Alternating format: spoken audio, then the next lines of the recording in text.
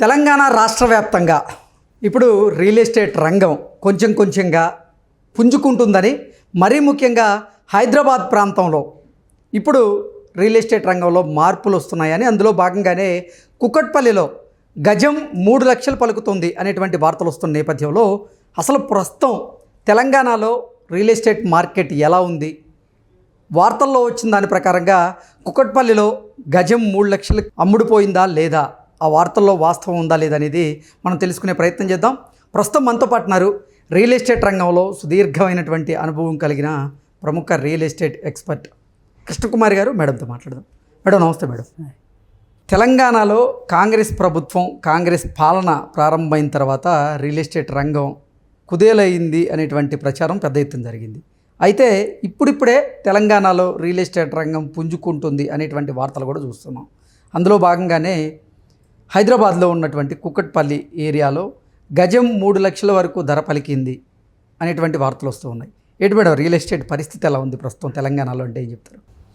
అంటే రియల్ ఎస్టేట్లో ఒడిదుడుకులు వచ్చినప్పటికీ రియల్ ఎస్టేట్ ఎప్పటికీ పడిపోదు. దానికి ఒకటే కారణం,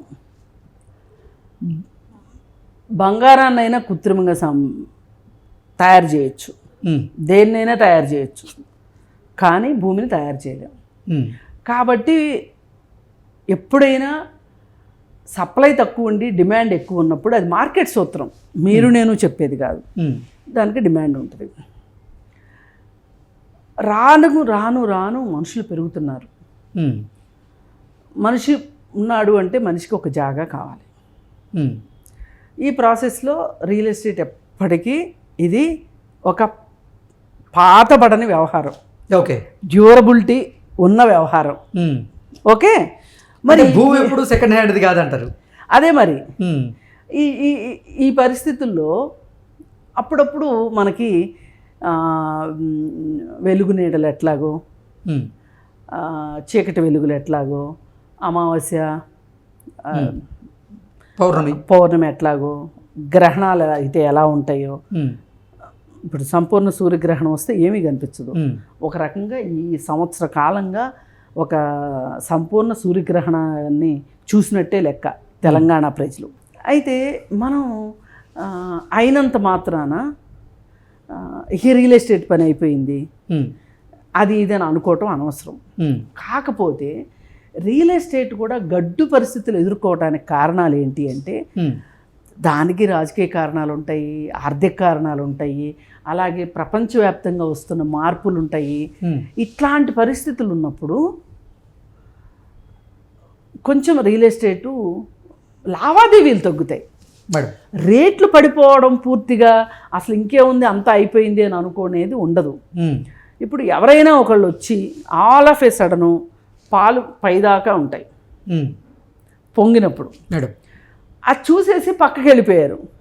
పక్కకి వెళ్ళిపోతాయి అనుకుంటారు, గిన్నె నిండా పాలు ఉన్నాయి అనుకుంటారు. ఒక 10 నిమిషాల తర్వాత వచ్చారు, పాల పొంగు లోపలికి వెళ్ళిపోయింది. వాస్తవంగా పాలు ఎంత ఉన్నాయో అంతే ఉన్నాయి గిన్నెలో. ఈ లోపల పాలు ఎవరో దొంగతనం చేశారనుకుంటే ఎట్లా? రియల్ ఎస్టేట్ కూడా ఏంటంటే ఒక్కొక్కసారి పాల పొంగులాగా వస్తుంది, క్రియేట్ చేస్తారు. రాజకీయ నాయకులు కావచ్చు, వ్యాపారస్తులు కావచ్చు, వీళ్ళు క్రియేట్ చేస్తారు. అలా క్రియేట్ చేసి అది న్యాచురల్ కరెక్షన్ జరగగానే, మార్కెట్ కరెక్షన్ జరగగానే ఇంకేముంది రేట్లు పడిపోయినాయి అంటారు.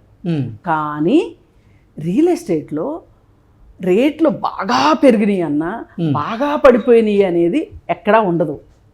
అది కూడా కాకుండా ఇప్పుడు బంగారం ఉంది, దానికి ఒక స్టాండర్డ్ ప్రైస్ ఉంది. 24 క్యారెట్స్ బంగారం ఇంత రేటు. ప్రపంచంలో ఎక్కడైనా ఆ దేశ కరెన్సీ ప్రకారం బంగారం స్టాండర్డ్ రేట్ అదే ఉంటుంది. ఇప్పుడు మన భారతదేశం మొత్తంలో కొన్ని మార్కెట్లో కొంచెం వేరియేషన్ ఉంటుంది తప్పితే, అంటే బాంబే మార్కెట్ డిఫరెంట్గా ఉంటుంది, మెడ్రాస్ మార్కెట్ డిఫరెంట్గా ఉంటుంది, ఎందుకు నెల్లూరు మార్కెట్ డిఫరెంట్గా ఉంటుంది, విజయవాడ మార్కెట్ డిఫరెంట్గా ఉంటుంది. ఎంత డిఫరెన్స్ ఉంటుంది? గ్రాముకు ఒక 3-4 వేలు తేడా ఏమి ఉండదు, కొంచెం డిఫరెన్స్, 10-20 రూపాయలు అంతే, 10-20 రూపాయలు తేడా ఉంటుంది. అయితే అందుకని అదే భూమి అనుకోండి, భూమికి అట్లా స్టాండర్డ్ ప్రైస్ ఎక్కడన్నా ఉందా? లేదు, ప్రాంతాన్ని బట్టి పెరిగిద్ది. ప్రాంతాన్ని బట్టి పెరగడమే కాదు, ఒకే ప్రాంతంలో ఒకే లేఅవుట్లో ఒక ఆయనకు అర్జెంటుగా డబ్బులు అవసరమైనవి, ఆయన రేట్ తక్కువకైనా ఇచ్చేసుకుంటాడు. ఇంకొక ఆయన ఉంటాడు, ఆయన దగ్గర డబ్బులు రెడీగా ఉంటాయి, అసలు ఈ డబ్బులు ఏం చేసుకోవాలో అర్థం కాదు, ఏమైనా సరే నాకు ఈ లేఅవుట్లో ఈ ప్లాటే కావాలని కూర్చుంటాడు. ₹1 ఎక్కువ కొంటాడు, ఎక్కువ కొనేస్తాడు. అసలు నా థాట్ ప్రాసెస్ ఎలా ఉంటుందంటే, రియల్ ఎస్టేట్లో నువ్వు అమ్మాలనుకున్నావు మేడం, ₹1 తక్కువైనా అమ్మేసాయి, డిసైడ్ అయితే. ఓకే, కొనాలనుకున్నావు ₹1 ఎక్కువైనా కొనేసాయి. అమ్మాలి అని ఎందుకు అనుకున్నావు నువ్వు? అవసరానికి. అవసరం ఉంది ఒకటి, నీకు ఇంకేదో ఇన్వెస్ట్మెంట్ ఉంది, రకరకాల రీజన్స్ ఉన్నాయి. అలాంటప్పుడు వచ్చిందే బేరం అన్నట్టు అమ్మేయాలి. నువ్వు కొనాలనుకుంటున్నప్పుడు నీకేముంటుంది, అక్కడ ఇల్లు కట్టుకోవాలనుకుంటావో, పిల్లలకి ఇచ్చుకోవాలనుకుంటావో, రేటు పెరిగిద్ది అనుకుంటావో, మరి నీ దగ్గర డబ్బులు ఏం చేసుకోవాలో తెలియక, ఇంకెక్కడ ఇన్వెస్ట్ చేయాలో తెలియక కొనాలనుకుంటావు. అలాంటప్పుడు పెట్టేయాలి ₹1.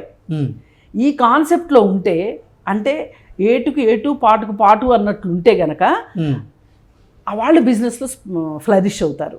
వ్యక్తిగతంగానైనా వ్యాపారస్తులైనా సరే. అసలు కొంతమంది ఉంటారు, నేను చూశాను ఒకళ్ళని, 25,000 వచ్చింది ప్లాట్కి ఖరీదు, దానికి 24,500కి ఒక అతను తీసుకోవడానికి రెడీ అయ్యి వచ్చాడు. వస్తే లేదు నేను 25 అనుకున్నా, 25,000 రావాల్సిందే అన్నాడు. ఆ తర్వాత కొన్ని వరల్డ్ వైడ్గా సంక్షోభాలు వచ్చి ఆ తర్వాత ఆ ప్లాట్ని 12,000కి అమ్మాల్సి వచ్చింది. ఆవేళ రియల్ ఎస్టేట్లో కూడా ఒక లాటరీ ఉంటుంది. లాటరీ టికెట్ తగిలినట్టు బేరం వస్తుంది ఒక్కొక్కసారి. ఓకే, వచ్చినప్పుడు ముద్దు వచ్చినప్పుడు సంకెక్కించుకోవాలంటారే, అలా అనమాట. అయితే ఇప్పుడు ఈ కుక్కట్పల్లి దగ్గరకు వద్దాం మనం. ఇప్పుడు ఈ కుక్కట్పల్లి దగ్గర 3 లక్షలు పోయిందని మీరు చెప్తున్నారు, గజం. అయితే ఈ 3 లక్షలు పోవటానికి రీజన్ ఏంటి అంటే, మేడం ఇప్పుడు ఇందాక నేను చెప్పిన రీజన్స్ ఉన్నాయి చూసారా, ఇవన్నీ ఇక్కడ కనుక మనం కంపేర్ చేసి చూస్తే ఈ 3 లక్షల రేటుకి జస్టిఫికేషన్ కనిపిస్తుంది మనకి.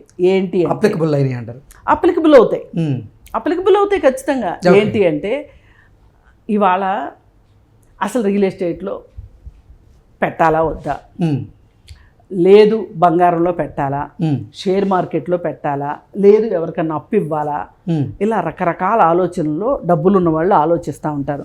ఏదైనా వ్యాపారం చేద్దామా, ఇవన్నీ ఆలోచించి ఇప్పుడు ఒక సంవత్సరం దగ్గర గవర్నమెంట్ మారి కరెక్ట్గా సంవత్సరంన్నర అయింది. ఇంకిప్పుడు కూడా ఇన్వెస్ట్ చేసుకోకపోతే రేపు మళ్ళా ఎలక్షన్స్ వచ్చేలోపు మనం మళ్ళీ చెయ్యి మార్చుకోవాలి అన్నా, లేదు ఏదైనా బిజినెస్ స్టార్ట్ చేసుకోవాలి అన్నా, మన దగ్గర ఉన్న డబ్బుల్ని భూమి మీద పెట్టాలి అంటే కూడా ఇది ఇంకా ఈ మంచి టైము అనుకునే పరిస్థితి వచ్చింది. పైగా హౌసింగ్ బోర్డు వాళ్ళు ల్యాండ్ అనుకుంటున్నాను నేను, అది దాన్ని గవర్నమెంట్ తీసేసుకుంది, ల్యాండ్ బ్యాంక్ కింద తీసుకుంది. ఆ ల్యాండ్ బ్యాంక్ వాళ్ళు ఇప్పుడు టిఎస్ఐసిసి, ఇంతకుముందు ఏపీఐఐసి ఉండేది, ఇప్పుడు టిఎస్ఐసిసి వచ్చింది. ఇదేంటంటే తెలంగాణ ఇండస్ట్రియల్ ఇన్ఫ్రాస్ట్రక్చర్ కార్పొరేషన్. దీని కింద భూములు వేలం వేస్తున్నారు. ఈ వేలం వేసినప్పుడు మంచిగా డెవలప్ చేస్తారు. ఎట్లా అంటే మంచి పెద్ద పెద్ద రోడ్లు, పైగా ఇది కమర్షియల్ బిట్టు, దీనికి దాదాపు 3 వైపులా రోడ్డు ఉన్నట్టుంది. అక్కడ వేసిన బిట్లకి, కొన్ని బిట్లకి అయితే 4 వైపులా కూడా రోడ్లు ఉన్నాయి, కొన్ని బిట్లకు 3 వైపులా రోడ్లు ఉన్నాయి. మంచి తార్ రోడ్లు, రోడ్ల పక్కన చెట్లు, అలాగే under ground drainage, under ground cabling system మొత్తం అండర్ గ్రౌండ్ ఇచ్చి, అలా బాగా అంటే రెడీ టు యూజ్ అన్నట్టు వాళ్ళు రెడీ చేసి ఇస్తున్నారు. ఇస్తున్నప్పుడు ఇంకా కొనుక్కునే కస్టమర్కి ఏదైనా ఒక పెద్ద బిజినెస్ మాల్ కట్టుకోవాలన్నా, బిజినెస్ కాంప్లెక్స్ కట్టుకోవాలన్నా, అంటే కమర్షియల్ కాంప్లెక్స్ కట్టుకోవాలన్నా పనికొచ్చేలాగా ఉంది. అందుకని ఆ రేటు పెట్టారు. అలా అని కుక్కట్పల్లి మొత్తం 3 లక్షలు అవుద్ది అనేది పిచ్చి మాట. అన్ని చోట్ల అవ్వదు. దానికి ఉన్న ఎప్పుడైనా ఒక కమర్షియల్ వాల్యూని బట్టి రేట్ పెరుగుతుంది. అదే కేవలం ఇళ్ళే కట్టాలి అనే రూల్ ఉందనుకోండి, ఎక్కడన్నా రేటు స్టేబుల్గా పెరుగుతుంటుంది. ఓకే, అదే ఒక కమర్షియల్ వాల్యూ వస్తుంది అనుకోండి, షేర్ మార్కెట్ పెరుగుతుంది చూడండి, ఒక్కొక్క రోజు జమని అలా పెరిగే అవకాశం ఉంటుంది.